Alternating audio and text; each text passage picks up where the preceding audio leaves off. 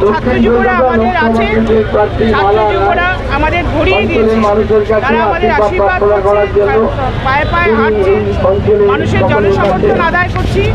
আমরা এই জন্য এই মিছিল চলছে আমাদের, এবং জিতবো 100% না, 1000% আমরা রাজ্যপাল যেটা করেছেন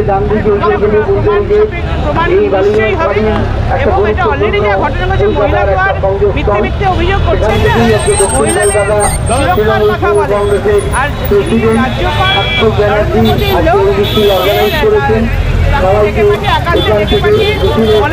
মোদীর লোক গোটা বাংলায় সবুজে সবুজ হবে। আর 64 নম্বর ওয়ার্ড, এই ওয়ার্ড থেকে আজ আমরা প্রচুর লোক, প্রায় ওদিকেও আরও আছে, জমায়েত হয়েছে, হাজার খানেক আমরা লোক নিয়ে যাচ্ছি। ইউথের যে মিছিল আজকে হবে একটা জোয়ার আনবে, আর এই জনজোয়ারে এটাই একমাত্র বার্তা যে মালা রায় জিতছে, জিতবে, জিতবে। আর গোটা ভারতবর্ষে মোদি হারছে, হারছে, হারছে। বালিগঞ্জ কনস্টিটিউশনের মধ্যে 64 নম্বর ওয়ার্ড মালা রায়কে সবচেয়ে হাইয়েস্ট ভোটে লিড দেবো আমি। এবারও তো বলেছিল 400 পার করেগা, 200তেই তো বাংলার লোকরা ঝাড়ু মেরে বার করে দিল। এবারে আবার ভোট আসে, ওরা পাখি হয়ে যায় বসন্তের কোকিলের মতন।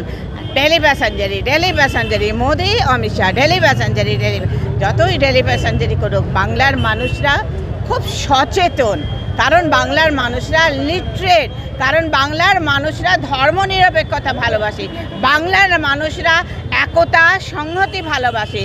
তাই মোদি অমিত শাহ এসেও কোনো পদ্ম ফুল ফুটবে না, কারণ ওনার গ্যারান্টি বেলুনের মতন চুপসে গেছে। গোটা ভারতবর্ষে আজকে বলছে no Modi, no Modi, no Modi. এটা সন্দেশখালির জবাব। মানুষ ঈশ্বর আছেন। সন্দেশখালিতে যে বিজেপি আর মোদিজিরা যে ড্রামাটা করলো, সাজানো ড্রামা, ওপরওয়ালার মার দেখুন। সঙ্গে সঙ্গে একটা নারী, তারই দপ্তরের এত বড়, আমি নাম মুখেও আনতে পারছি না, শ্লীল হানির যে অভিযোগটা করেছে, সত্য মিথ্যা জানি না, কিন্তু কিছু তো হয়তো নিশ্চয়ই সত্য, কারণ এর আগেও আরেকটা কেস হয়েছিল। তো এটা দেখুন ওপরওয়ালার কি মার। সন্দেশখালির ড্রামা আজ রাজভবনে এটা সত্য হয়ে দাঁড়ালো। র্যালিতে ছাত্র যুব বয়স্ক সবার একটা বিরাট মিছিল। এই মিছিল বহুদিন পরে দেখা যাচ্ছে বালিগঞ্জ ফাঁড়িতে। এই মিছিল প্রমাণ করে আগামী দিনে মালা রায় জিতছে বিপুল ভোটে। আর গোটা ভারতবর্ষে একটা কমিউনাল সরকার, মোদি সরকারের গ্যারেন্টি এবার বেলুনের মতন। क्योंकि हमारे यहाँ ममता दी के जितने भी काम है सब में माला दी जीतेंगे। सब काम हम लोग काउंसिलर्स घर घर पहुँचा दिए हैं, और बीजेपी का ये नाटक नहीं चलने वाला।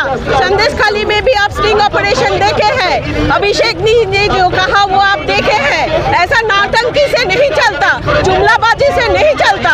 इंसानों की ये घाम रक्त দিয়ে আমাদের সরকার গড়া হয়েছে, সেই সরকার মানুষের ভোটে নির্বাচিত, জুমলাবাজি দিয়ে নাটক দিয়ে হয় না।